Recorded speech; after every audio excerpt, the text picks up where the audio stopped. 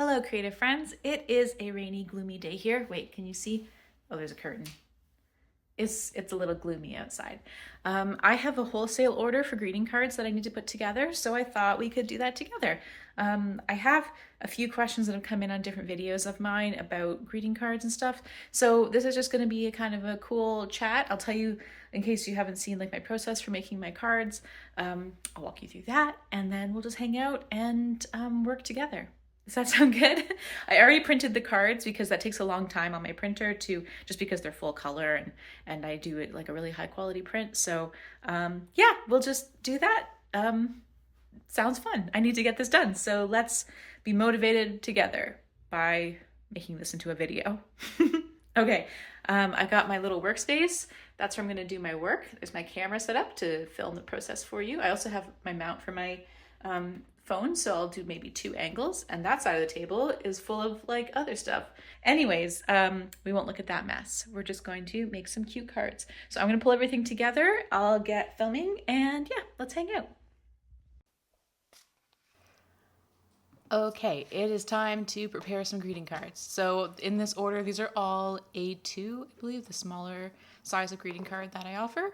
And as you can see, I print two on a page. So I thought I'm just going to talk quickly about my materials. I get the most questions about like what I'm using to make my cards because I do make them all in-house in my art studio. And yeah, so printer, I use an Epson EcoTank 2400. I don't even know if they make the 2400. It was like the most basic one they have. But I really like the Epson EcoTanks. I have basically bought, I usually like buy new ink like once a year for it. And the ink, I don't know, it's under $100 to restock all the ink in it. So I am a big fan. This type of printer, I'm pretty sure all the Epson EcoTanks are going to be comparable in terms of print quality, so I don't think you need to get specifically mine. Couple things about it though, this one does not like thick paper, so I have to feed the greeting card paper in one sheet at a time, which personally doesn't bother me, but if you are like all about efficiency and getting it done really fast, then that might not be your favorite way to do it. But I don't mind it. I find the print quality is exceptionally good on glossy paper. I find that matte paper, you need to have really smooth finish paper. It can't have any texture or else it just looks more blurry. So the paper that I use is glossy, and I'll talk more about that in a second. What else about the EcoTank? It does take a little while to print a full page because for the paper I use the highest possible print setting, and it takes maybe like 10 to 15 minutes a page to print. So I basically just keep it running all the time when I'm doing other things. Like you can see in this video, I batch printed all these over a little while and then just sat down to do the preparation work all at once. And also, okay, so the paper in conjunction with this printer, I'm using Chrome Coat, which is the brand name, KROMEKOTE. Chrome Coat one-sided glossy paper. I would recommend using any kind of one-sided glossy is my preference because that means the inside of the card is still that nice paper texture to write on and the outside is kind of shiny. This paper is optimized for a laser printer, and I have people who will email me and tell me like it's for lasers. I'm like, I know that that's what it says, but I use it on an inkjet and it looks great and it does not smudge and it prints clearly and it's great. So yeah, it works great in my experience. There are some designs I find really dark ones don't necessarily look the best on it. It works great for bright, colorful stuff, which is all my work is. But occasionally I've tried something with a little bit more black on it, and I'm like, this is fine, but it's not as great looking as the colored prints. The ink does not smear in my experience. Like because it takes 15 minutes to print, by the time the paper's done, like the ink is dry.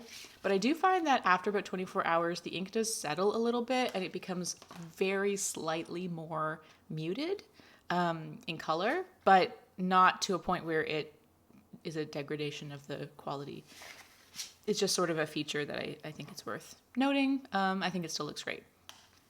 As you can see, all of these ones in the video, these were printed a couple days before, so this is the final print quality, and I think it looks pretty good. I get this paper off of Amazon. I'll link it. I'll link everything I'm referencing down below. You can get it at other stores, but I'm in Canada and it's hard to source, so I just buy it off of the American Amazon and pay the shipping fees. But I'm sure there's more cost-effective methods out there. In terms of envelopes and packaging, which is sort of the phase I'm getting into in the video here, I buy envelopes in bulk off of Amazon, and my packaging sleeves come from there too. Not my favorite option, but unfortunately, being in Canada and finding an option that is the right size and the right quantity that I can afford as a very small card maker, my options are fairly limited. So this is what works for me. And I like the quality very much, and I think the end result is really nice. So that's pretty much it for materials.